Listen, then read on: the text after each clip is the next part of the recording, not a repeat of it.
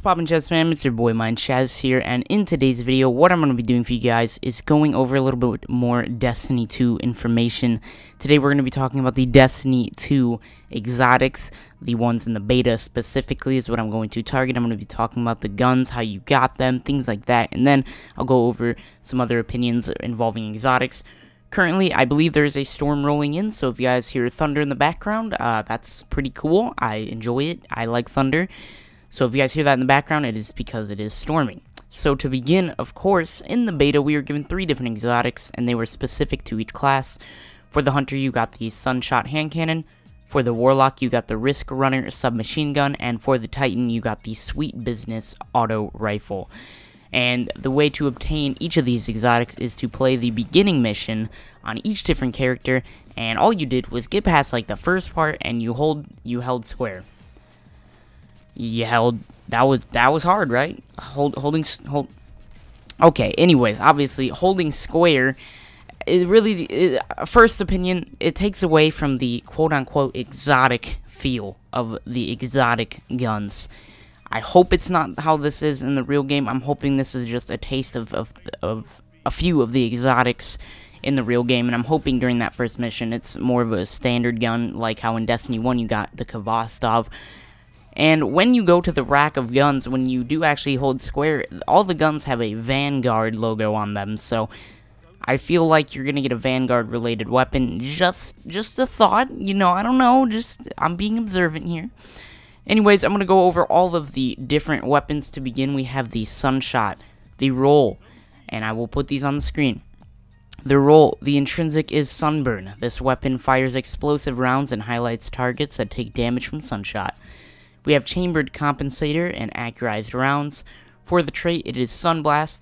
Targets killed with Sunshot explode in solar energy.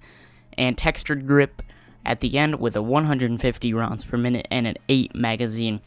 So, real quickly, the intrinsic is kind of cool. Explosive rounds, and it highlights targets that take the damage of your explosive rounds and your regular rounds.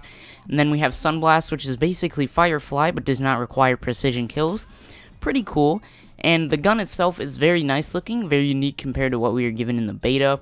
I mean, the basic hand cannons, look like kind of like, almost, not exactly like hand cannons from the good old Destiny 1, but the Sunshot definitely stands out with the way you reload it, and the actual, like, magazine. It's like a little ball with spikes in it. Okay, well, yeah, whatever.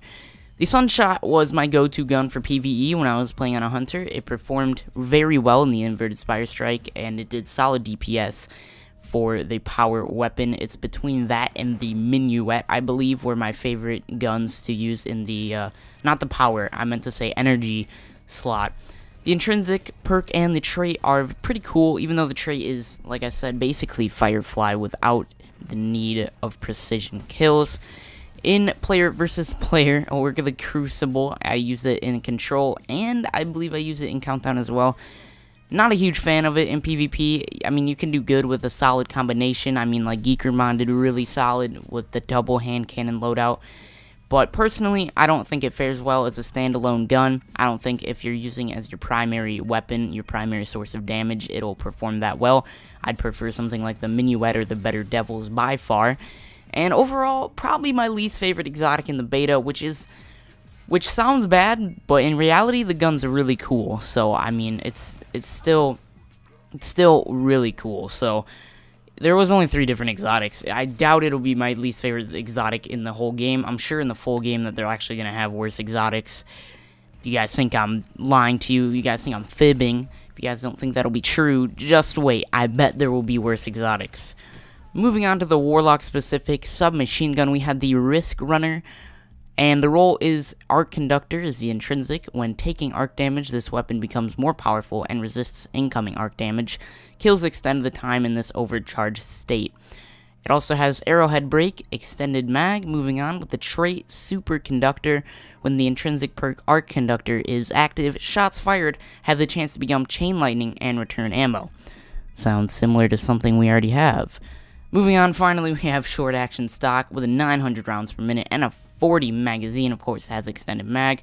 So Superconductor and this gun in general sounds like the Zalo Supercell 2.0.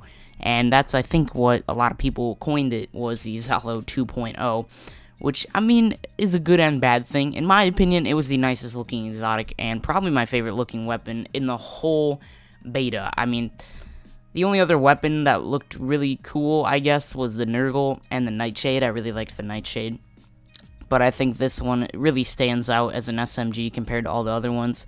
It's great to use on your Warlock. Of course, you can only use it on the Warlock for the strike, with the Arc Conductor and Superconductor perks combining for some pretty solid damage, and you get your ammo back, and you kill a lot of things. And it's really fun, sorry about that, to chain lightning and kill a lot of things at once. And of course, like I said, the intrinsic perk and the trait do remind me of Zalo Supercell, which again, I don't think is that bad. I really like the gun, and I really liked the Zalo, so I mean, heck, may as well have a Zalo 2.0. Not as original, or not as original in that sense with the perks, but still a very cool gun. It is a submachine gun, so the PvP performance is based on how you play. Of course, in the right situations, when you're up close and personal, you have that close quarter combat working for you. You're gonna absolutely flip and destroy. Of course, the intrinsic and the trait don't proc that much because, I mean, unless you're taking arc damage, it's all scenario based. Again, my favorite looking, and I really liked using it overall. It was really smooth. I actually really love the SMGs. It's probably my favorite. I maybe tied with the Sweet Business, but I still think it's probably my favorite. It's definitely my favorite looking, and I really enjoyed the Zalo, so of course I enjoyed this gun. Finally, we have the good old Sweet Business auto rifle on the Titan. For the roll, the intrinsic perk is Payday. You had a larger magazine and increased accuracy when firing from the hip. We got polygonal, I believe that's how they're pronounced, either polygonal or polygonal rounds, and then high caliber rounds. For the trait, we got business time. Holding down the trigger boosts this weapon's range and rate of fire, and automatically loads ammo pickups into the magazine. Finally, we have composite stock with a 300 rounds per minute and a 99 mag. So it's an auto rifle with a 99 mag. Almost sounds like the doctrine of passing, you know what I mean? Just kidding. That was 99 is definitely a lot more than like 60 or whatever it was. I really like this gun. I like the perks on it. I think the perks can benefit it for really both PvP and the PvE areas of the game. Of course, you got the 99 mag, and then you got hip fire. You got basically the hip fire perk, increased accuracy from the hip. I don't know how much you're firing from the hip. Be really beneficial on PC. Business time, of course, holding down the trigger, of course. I'm just gonna keep saying, of course. The trigger boosts this weapon's range and rate of fire, and automatically loads ammo pickups into the mag. Now, this is where the gun becomes flipping ridiculous. If you were able to time the pre-fires on people and really ramp up the rate of fire, and of course the range, and I mean, you can literally gun people. I was gunning, I mean, look at this, man. We were gunning people. I believe you're going to be watching the gameplay of when I recorded with Cruiser and Hollow and Astro when we were doing the wall challenge or the Rambo challenge, whatever you guys want to consider it. Hollowtide and Cruiser both had videos on it. But yeah, I really like this gun, and I think it's very unique, the intrinsic perk and the trait, along with the look compared to the other auto rifles in the game. Like, I thought this is a straight up minigun. Like, I mean, look at the thing. Compared to the other auto rifles, I mean, it makes them look like Nerf guns, man. I hardly use this gun in PvE, but of course I'd assume it performs pretty solid. Maybe not the best exotic, but still a good performer. And I mean, it's an auto rifle. I mean, it increases rate of fire and range. So, and you got a lot of ammo. So, I mean, you can go with what you want for the PvE. Of course, like I said, it looks like a flipping minigun, so it reminds me of an LMG from Call of Duty, or just honestly in Destiny. It reminds me of it, like the look of it reminds me of the LMGs. Of course, the damage isn't the same, you know, but it's whatever. The most unique perks for any exotic in the beta, in my opinion, with Payday for a mag of 99 in the auto, and Business Time benefits the gun a flipping crazy amount. It's a beast in PvP, like I said, if you are good with the pre-firing for the high rate of fire and range advantage in a gunfight, and it would absolutely melt people when I was able to time the pre-fire correctly. I believe this is my favorite PvP exotic we were given in the beta, and in my opinion, with the intrinsic, perk, and traits, it was the most unique and probably tied for first with Risk Runner. And then Sunshot's just so poopy that it's third. You know, it's just first, and third. That's how we're gonna do it. Anyways, I thought the exotics we were given showed how much progress Bungie actually had made with setting the exotic tier of weapons apart from the legendary tier. Legendaries, of course, got their intrinsics and traits as well, but obviously a lot of them are the same, and they're pretty basic things, like pretty standard things you'd find on legendary weapons. As with the exotics, we got pretty unique stuff. However, if we are literally gifted these things from just playing the first mission, running past the point, and holding square, it's going to be kind of upsetting. It'll obviously, like I said, take away from the exotic feel. I feel like an exotic, like, exotics have to be good, and it's not going to be the easiest flipping weapon to get in the game. You're not gonna get the flipping exotics in the beginning. So, of course, 3 free exotics would eliminate the exotic feel for these weapons. Although legendaries and exotics, I'm sorry, I'm a poopy head. I'm trying to read things. I've never really read scripts before, but, you know, I'm trying to read things. And if we get the guns like this, I'm serious, in the real game, I'm gonna be kind of disappointed. Again, though, if the announcements were released about how we actually do get these, I apologize. I'm assuming they were, and I just didn't read them. I don't really read a lot of the articles on the game. I'm not a really adamant person, but I'm hoping that's not how we get these. I also wish they kind of didn't show these yet, because when we get these in the real game, like, we're going to be like, well, I mean, I'll still be kind of excited, because I'll be able to actually use it forever now. But in my opinion, I think they should have kept the exotics out, so we were more surprised. I mean, they're giving away a lot of information. I mean, I'm hoping that that's just a slice of the stuff. I'm assuming it's just a slice of the stuff in Destiny 2. But I kind of wish they didn't show us the exotics. But if Bungie does keep packing Destiny 2 with awesome exotics that are unique, that contrast greatly from one another, I'm really excited to see what they are going to do. There are other exotics that we have confirmed completely. The exotic trace rifle, the Cold Heart, is a pre-order bonus. We have the exotic sniper rifle, the Borealis, is a PlayStation exclusive. I'll be putting the pictures on the screen in a minute. And of course, the exotic heavy, the dubious volley, which we've known about since, like, Taken King. We thought it was going to be a TTK exotic. Obviously, it's not, and we saw it in the trailers. So on the screen right now, I'll start rolling through. This is the Cold Heart. This is a pre-order bonus exotic trace rifle. Not a huge fan about a pre-order bonus exotic. Again, it's just not an exotic feeling thing. Like, putting down a pre-order for $5 doesn't feel exotic. Okay, that's not really a... I mean, me walking into GameStop, you think that earns an exotic? I don't think so. In my opinion, I just think they should have made the Cold Heart a little bit different, especially since it's literally a new tier of weapon. It's a trace rifle. We haven't seen that yet. Like, submachine guns were hype, but we had linear fusions, submachine guns, and now trace rifles.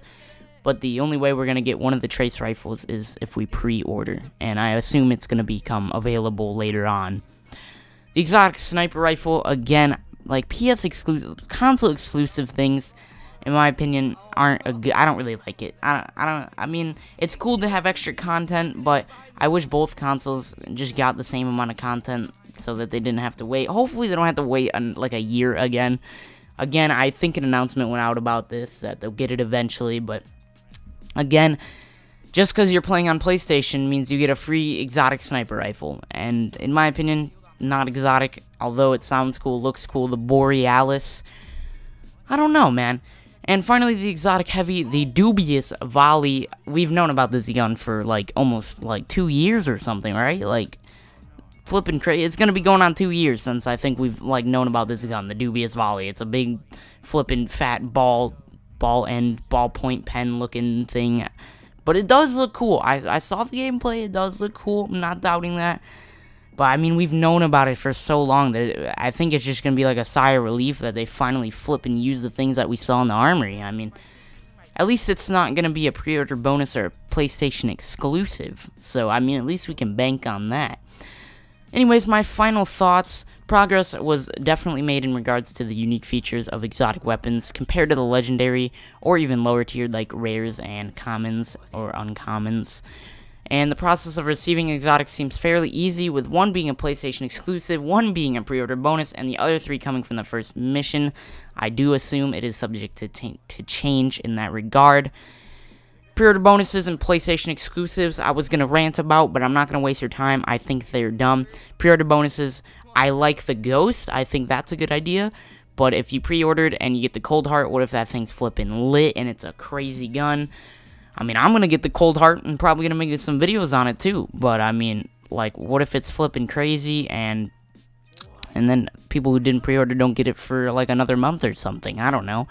PlayStation exclusives, I mean, I understand. I like having content that a lot of people can't get. But, again, it's really kind of unfair. I understand Sony pays money.